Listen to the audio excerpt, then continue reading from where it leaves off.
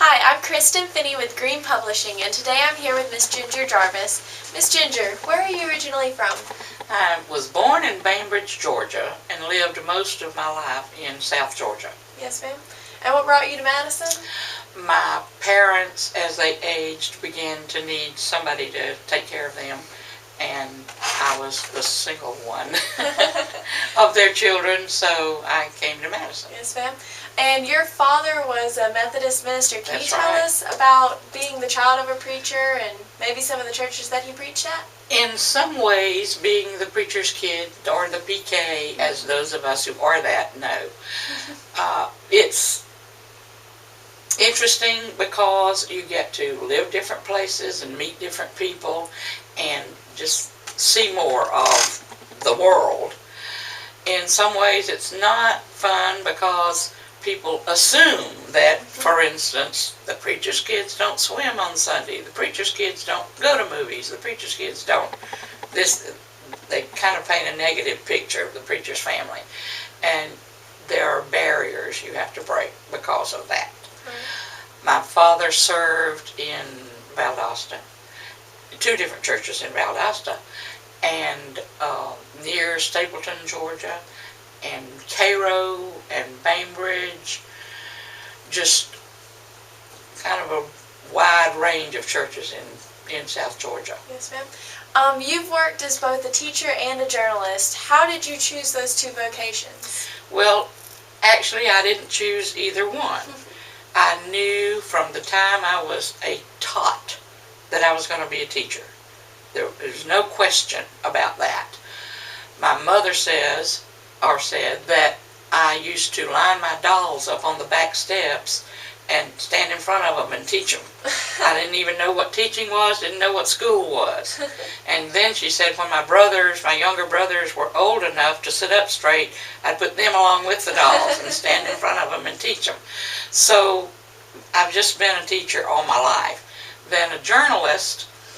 I got a job working at the front desk of the local newspaper in Effingham County, Georgia, and the editor sent me out to cover a couple of little minor meetings that she just needed something written about, and she found out I could write, and she said, "We're moving you from the front desk to the reporter's room." So I didn't really choose either career, and yet I have found both of them so rewarding in myriad ways. I couldn't even explain how exciting my life has been because of those careers. Yes, and can you tell me a little bit about your years as being a reporter and a journalist? My years as a reporter, I've done some mundane stories like the County Chamber of Commerce meeting and that sort of thing that are just run-of-the-mill.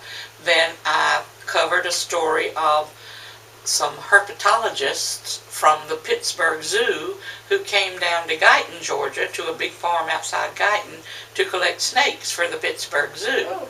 And I got to kind of meet some of the snakes much more close up and personal than I really wanted to, and take pictures and write that story. I got to write a story, a really sad court case of a little girl who had been so malnourished. She was about 5 or 6 years old and she only weighed like 20 pounds.